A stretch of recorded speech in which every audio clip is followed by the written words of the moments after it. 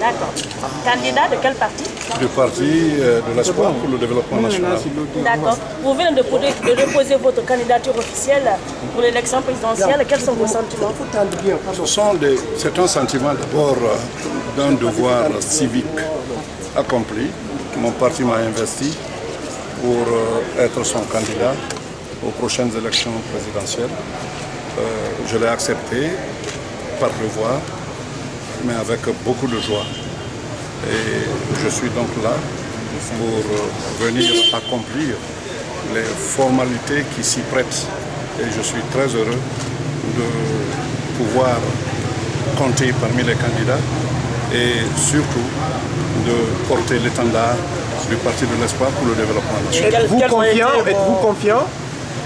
Bien sûr, on ne va pas avec le sentiment de défaite. Défaite n'est pas PDN. Et Monsieur le Président du PDN, dites-nous quelles ont été vos ambitions pour cette candidature? C'est d'être président de la République. Ok. Et est-ce que vous êtes rassuré de la crédibilité de cette élection? Non. Et pourquoi? Parce que les conditions préjudicielles ne sont pas remplies, vous savez très bien. Tout ce qui a été fait comme débat pour mettre en place, n'est-ce pas, un fichier aseptisé, accepté de tous. Tout ce qui a été fait en place pour une recomposition de la CENI, tout ce qui a été fait dans le cadre, n'est-ce pas, de négociations pour pouvoir revoir justement la structure des communes par les communes, les maires qui ont été nommés et non élus. Donc, rien de tout cela n'est respecté à ce jour. Et quels sont vos espoirs pour cette... Pardon? La procédure de ces dépôts.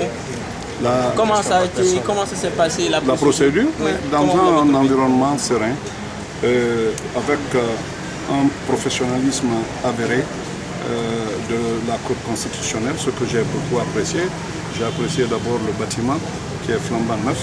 Et j'espère que dans les jours à venir, ils seront pourvus de groupes d'appoint, un groupe électrique d'appoint pour éviter la marche des 4 étages, mais ça peut faire partie des épreuves, d'efforts, et c'est tant mieux. Et celui qui arrive là-bas essoufflé, il est déjà disqualifié.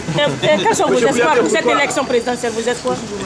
C'est un espoir d'abord de transparence, un espoir donc de sérénité, de calme et de paix.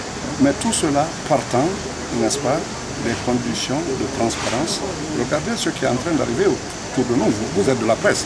Vous savez ce qui est en train d'arriver en Côte d'Ivoire.